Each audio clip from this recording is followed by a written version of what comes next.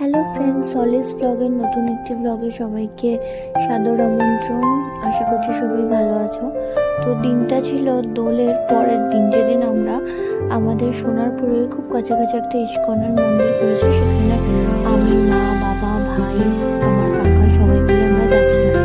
তো যথারীতি আমরা অটোয় উঠে পড়েছি। আমি আর মা পেছনের সিটে বসেছিলাম।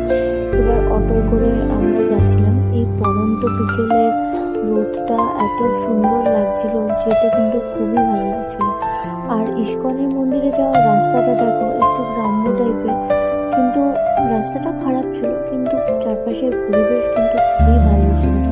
তো এইখানে একটা মেন রোড আছে, মেন রোডের উপরে এসে গাড়িটা থামলো। এরপর পাশে ঢালাই রাস্তা দিয়ে সোজা কিন্তু চলে যেতে হবে।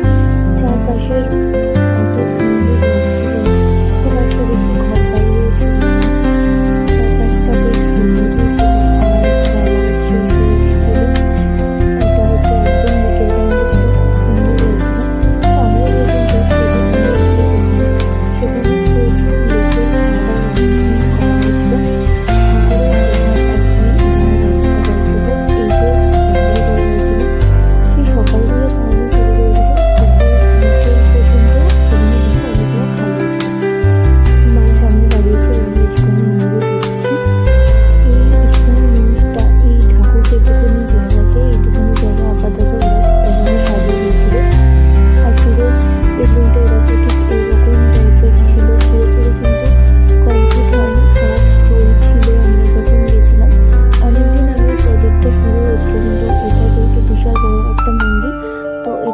কমপ্লিট করতে আরও বেশ কয়েক বছর টাইম লাগবে, এটাও আমি শুনেছিলাম ওখানে গিয়ে।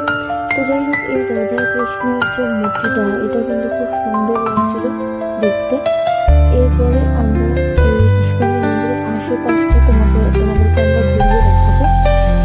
এই হচ্ছে চারদিকটা, এটাও এখনো ভালো করে সেগুলো রেডি হয়নি, দেখতে পাচ্ছ এখনো কিন্তু কাজ চলছে।